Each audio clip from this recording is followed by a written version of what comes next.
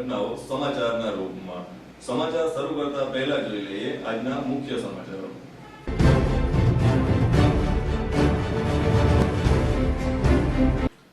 હાલમાં હાઈવે પર વાહન ચાલકોને ખંખેરતી નકલી પોલીસ અસલીના સકંજામાં। ટ્રેન હડફેટ માતા પુત્રીના મોત, આત્મહત્યા કે અકસ્માત, રહસ્ય અકબંધ।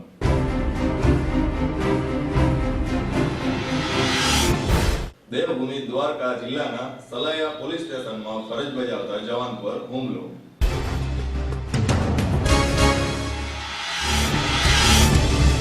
પીએસઆઈના વર્તન સામે જામનગર સથવારા સમાજ લાલઘૂમ।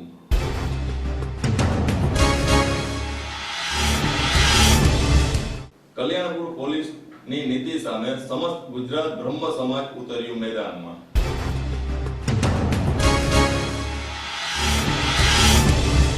ખંભાળિયાનું ડાકઘર બન્યું દુવિધાનું ઘર।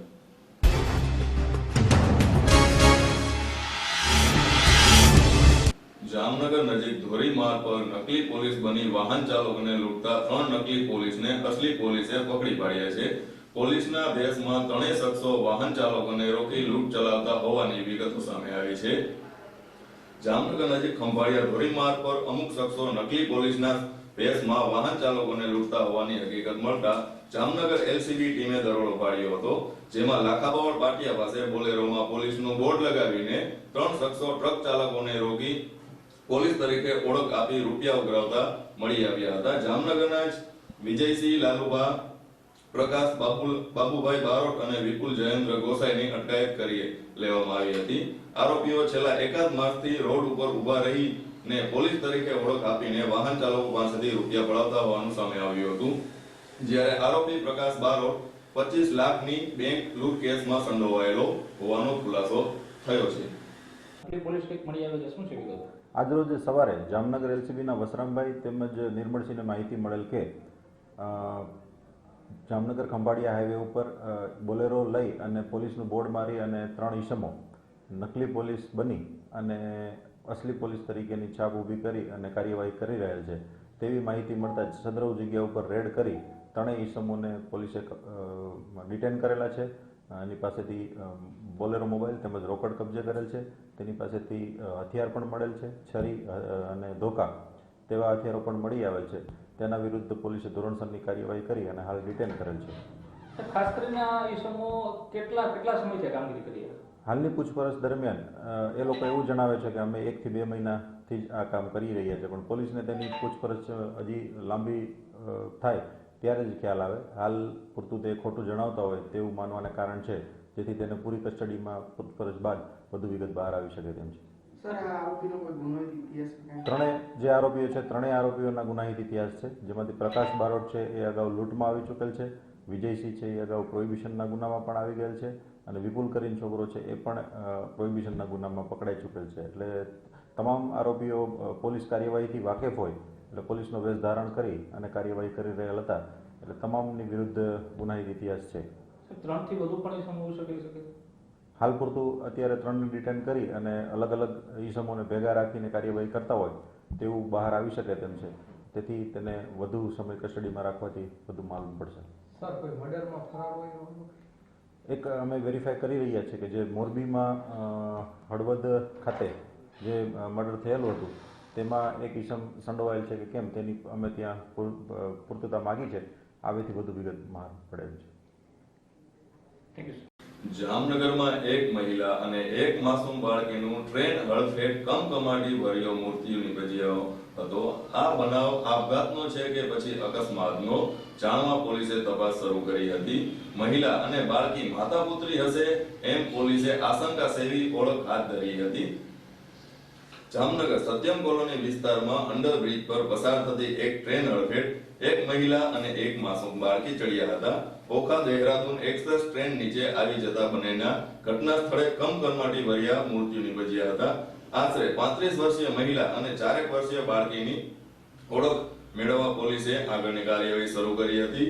મૃતક માતા પુત્રી થતા હોવાનો અનુમાન લગાવી આ બનાવ અકસ્માતનો છે કે પછી માતાએ પુત્રી સાથે ટ્રેન નીચે જંપલાવી આપઘાત કર્યો છે તેનો તાગ મેળવવા પોલીસે તપાસ હાથ ધરી હતી। આજરોજ કલાક 11:45 પહેલાં ઓખા દેહરાદૂન ટ્રેન પસાર થતી હતી, જે સત્યમ કોલોની અંડરબ્રિજની ઉપર રેલવે ટ્રેક આવેલ છે, જે ખુલ્લો છે. ત્યાં એક અજાણી સ્ત્રી 35 વર્ષની ઉંમરની તથા એક અજાણી બાળકી ઉંમર વર્ષ 4ની ટ્રેનના અડફટે આવી જતાં સ્થળ પર મરણ ગયેલ છે. જેના વાલી વર્ષ મળી આવેલ નથી કે જેની ઓળખ થઈ શકેલ નથી. હાલ કાંઈ મળેલું છે એમની પાસે જેથી એને ઓળખ થઈ શકે?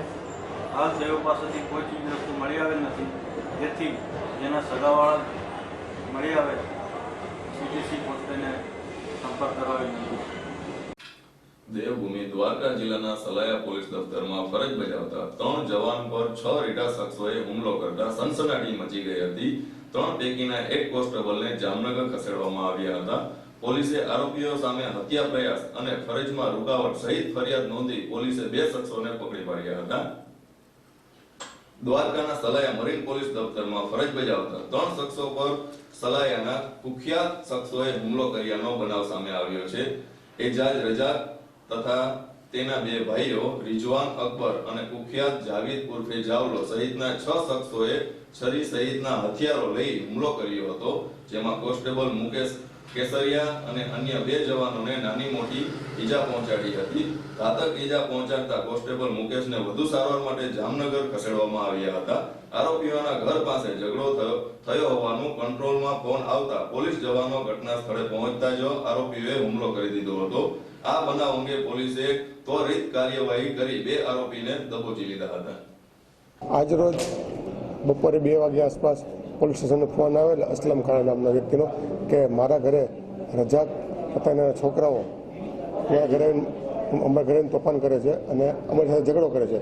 જે ફોન આવતા અમારા પીઓસોએ હાજરમાં રહેલ ઓમદેવસિંહ, મુકેશભાઈ તથા રોહિતભાઈને તે જગ્યાએ મોકલેલા અને તેઓ ત્યાં જતા તેઓની સાથે આ લોકો રજાકના છોકરાઓ અકરમ, અસલમ, એજાજ, બીજો સબીર કરીને તો તે છોકરો, તે બધા એની સાથે એમ કીધું કે તમે કોઈ ઝઘડો ન કરો તેમ કેવું છતાં તે લોકોએ આમની સાથે માથાકૂટ કરી અને અમારા પોલીસવાળા ભાઈ મુકેશભાઈને માથામાં જબરદસ્તી લાકડાનો ધોકો મારી લીધેલ અને બીજા સાથે રહેલ કોન્સ્ટેબલોને પણ મૂંઢમાર મારેલ અને તેઓ સાથે ઝઘડો કરેલ અને હાલમાં તેમને જામનગર હોસ્પિટલ પાસે દાખલ કરેલ છે સારવારમાં. હાલમાં તપાસ તજવીજ ચાલુ છે આરોપીઓને પકડવાની. અગાઉ ઘણા બધા ગુના છે તેઓ પાસે. આજરોજ અમે પોલીસ સ્ટેશન હતા તે દરમિયાન પોલીસ સ્ટેશનમાં એક ફોન આવેલો કે અહીંયા 4, 5, 7, 8 જણા આવી અને માથાકૂટ કરે છે. એટલે અમને પીઓસોએ મને તથા મારી સાથે પોલીસ કોન્સ્ટેબલ ઓમદેવસિંહ તથા પોલીસ કોન્સ્ટેબલ રોહિતભાઈને પીઓસોએ વર્ધી આપતા અમે બનાવવાળી જગ્યાએ પહોંચ્યા. બનાવવાળી જગ્યાએ પહોંચતા ત્યાં આ લોકો એજાજ, રજાક, સંઘાર તથા તેના ભાઈઓ 8-10 જણા અમારી ઉપર હુમલો કરી દીધો અને મને માથાના ભાગે લાકડાના ધોકા વડે માર્યો, હુમલો કર્યો. જે ત્યારબાદ મને ત્યાંથી સલાયા હોસ્પિટલમાં લઈ જવામાં આવ્યો. સલાયા હોસ્પિટલથી મને ખંભાળિયા હોસ્પિટલ રેફર કરવામાં આવ્યો. ખંભાળિયા હોસ્પિટલમાં 8% મારા માથામાં 8% આવેલા છે અને હાલ સારવાર માટે જીજી હોસ્પિટલ જામનગર આવે છે. જામનગર જિલ્લાના સિક્કા પોલીસ દફતરમાં પીએસઆઈ દ્વારા એક અરજદાર મહિલા સાથે અભદ્ર કક્ષાનું વર્તન કરવામાં આવ્યું હતું. ગેરવર્તણૂક કરી અને અપશબ્દો બોલ્યા હતા. શું છે સમગ્ર મેટર અને તમારી સામે વિષયની અરજી મારી પાસે છેલ્લા થોડા દિવસોમાં આવી છે. એક ડીવીડી પણ અરજીમાં સાથે આપવામાં આવી છે. સો અત્યારે અમે ડીવાયએસપી ગ્રામ્ય મારફતે સીપીઆઈને તપાસ આપેલી છે અને પ્રાઇમરી ઇન્વેસ્ટિગેશન, કારણ ફક્ત ઓડિયો ક્લિપ છે, એમાં બીજો કોઈ આધાર નથી. સો પ્રાથમિક જે તપાસ છે ખાતાકીય રહે આ વિષયમાં અમે જે કે મોરી વિરુદ્ધ ચાલુ કરી દેવામાં આવે છે અને તપાસના અંતે જે પણ નિષ્કર્ષ આવશે એમાં નિષ્પક્ષ રહીને અને સારી રીતે પબ્લિકને સંતોષ થાય એ રીતે પગલાં લેવામાં આવશે. ખરેખર હકીકત સામે આવે તો ખાતાકીય કાર્યવાહીના અંતે ડેફિનેટલી, કારણ જે પ્રકારના શબ્દો આ ક્લિપમાં વપરાયા છે ખરેખર કોઈપણ જાતમાં એક્સેપ્ટેબલ નથી. સો જે શબ્દો છે એને ધ્યાનમાં રાખી અને સિનિયર લેવલેથી અમે આ વિષયમાં ઇન્ક્વાયરી અત્યારે કરી રહ્યા છે અને આ કેસમાં અન્ય કોઈ એંગલ પણ નથી ને એ પ્રકારની પણ અમે જાંચ કરી રહ્યા છીએ. શું પ્રાવધાન શું છે સાહેબ? આ ફલિત થઈ જાય આ ગુનો તો એનું પ્રાવધાન શું છે? પ્રાવધાન right from departmental action to the criminal proceeding, તમામ પ્રકારના પ્રાવધાનો છે. પણ આમાં કેટલા માત્રામાં પીએસઆઈની ભૂલ છે અને કેટલા માત્રામાં આ વસ્તુ સાચી છે એ બાબતમાં પહેલાં તપાસ થશે અને પીએસઆઈને પણ ખોટી રીતે ત્રાસ ન થાય અને મહિલાને પણ સારી રીતે ન્યાય મળે એ બંને વસ્તુને ધ્યાને રાખી criminal as well as departmental proceeding આના વિરુદ્ધમાં કરવામાં આવશે. એક તરફ છે મહિલા સશક્તિકરણના કેમ્પેન ચલાવવામાં આવે છે, બીજી તરફ આવું વર્તન ક્યાં સુધી બની શકે છે? ઇટ્સ એબ્સોલ્યુટલી નોટ વાઝબી. જે પ્રકાર મને એવું લાગે છે મેં પહેલાં મારા સેન્ટેન્સમાં જ કીધું છે કે જે પ્રકારનો શબ્દ ઓડિયો ક્લિપમાં વપરાયા છે they are totally not acceptable અને પોલીસ આ પ્રકારના કોઈ પણ બાબતમાં આ પ્રકારનું વર્તન જે છે એ ચલાવી શકાતી નથી અને ચલાવી લેવાની નથી. કલ્યાણપુર તાલુકાના રાવળ ગામમાં બ્રાહ્મણ નરેન્દ્ર પુરોહિત પર ગામના જ અસામાજિક તત્વો દ્વારા હુમલો કરવામાં આવ્યો હતો, જેમાં નરેન્દ્રભાઈ પુરોહિતને ગંભીર ઈજા પહોંચાડી આરોપીઓ ફરાર થઈ ગયા હતા. ત્યારબાદ ઈજાગ્રસ્ત દ્વારા પોલીસ ફરિયાદ પણ નોંધવામાં આવી હતી. ત્યારે જામ કલ્યાણપુરના પીએસઆઈ શ્રી ભદોરિયા દ્વારા આરોપીને જાણે છાવરવામાં આવતા હોય, કાયદાની મહત્વની કલમો લગાવતા ભૂલી ગયા હોય અથવા જાણી જોઈને ના લગાવી હોય, કલ્યાણપુર પોલીસ દ્વારા કાર્યવાહી તો કરવામાં આવી, પરંતુ ભારતીય ફોજદારી ધારાની અવગણના કરી ડોક્ટરના રિપોર્ટને પણ નજરઅંદાજ કરી સામાન્ય કલમો લગાવી આરોપી તરફે ફણું વલણ દાખવવામાં આવ્યું. આરોપી દ્વારા નરેન્દ્ર પુરોહિત નો ચેન અને રોકડ પણ ગઈ હોવાનું નરેન્દ્ર પુરોહિત દ્વારા જણાવવામાં આવ્યું હતું.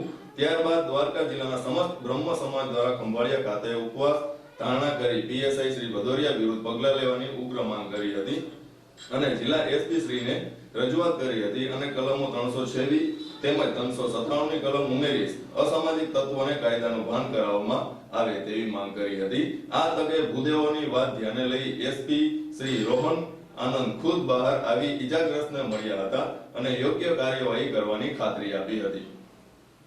દેવભૂમિ દ્વારકા જિલ્લાના કલ્યાણપુર તાલુકાના રાવલ મુકામે અમારા ભૂદેવશ્રી નરેન્દ્રભાઈ ચંદુલાલ પુરોહિતને અસામાજિક તત્વોએ ઢોરમાર પ્રાણઘાતક હુમલો કરેલ.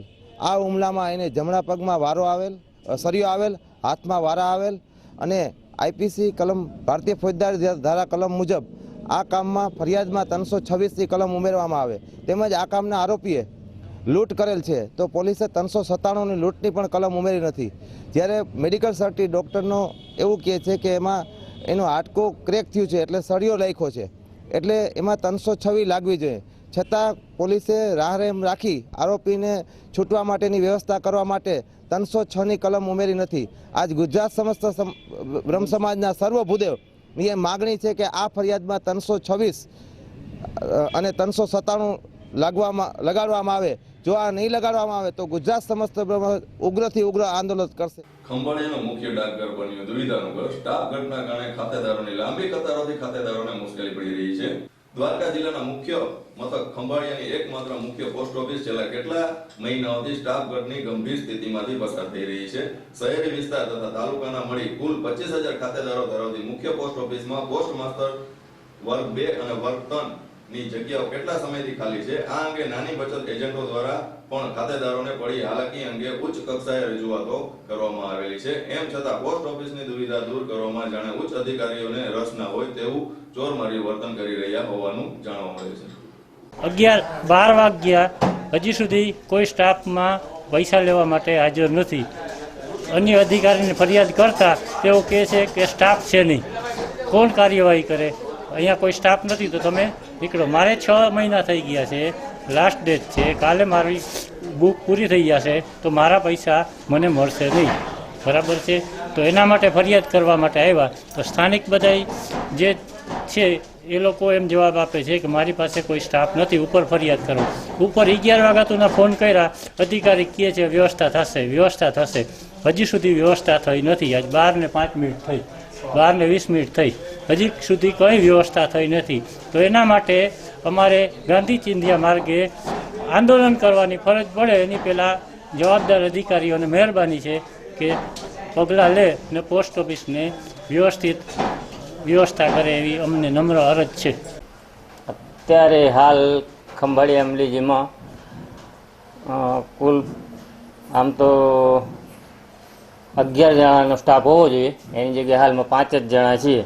6 જણાની ઘટ છે. અહીં ખંભાળિયામાં જિલ્લા લેવલનું સેન્ટર છે, ખંભાળિયા એમડીજી, એચએમડી એમડીજી ડાઉન થઈ, એટલે અત્યારે હાલ એમડીજી છે. એવરેજ ખાતા લગભગ 75 થી 80,000 એકાઉન્ટ છે, ખાતે ધારક ગણાય. અને છેલ્લા 6 મહિનાથી આ સ્ટાફની ઘટ છે. હાલની અંદર હું અમારા સાહેબ રજા ઉપર જવાથી મારી પાસે કેશ તરીકે ટ્રેઝરરનો ચાર્જ છે, પોસ્ટ માસ્ટરનો ગણતો હોય, એપીએમનો ગણતો હોય અને એક કાઉન્ટરનો. આ 4-5 જણા બધું ભેગું થઈ, જો કે ટોટલી સ્ટાફ તો બધા સંપીન કાર્ય કરી લઈએ એટલે પૂરું થાય, ખરેખરથી થાય એવી પરિસ્થિતિ નથી. સાધન આમાં ટોટલી સોફ્ટવેર છેલ્લા 10-12 વર્ષથી છે, હાલમાં ચાલુ થઈ જાય બંધ થઈ જાય એવી પરિસ્થિતિ છે. આ સાથે સમાચારોને અહીં સમાપ્ત કરીએ અને ફરી મળીશું નવા સમાચારો સાથે.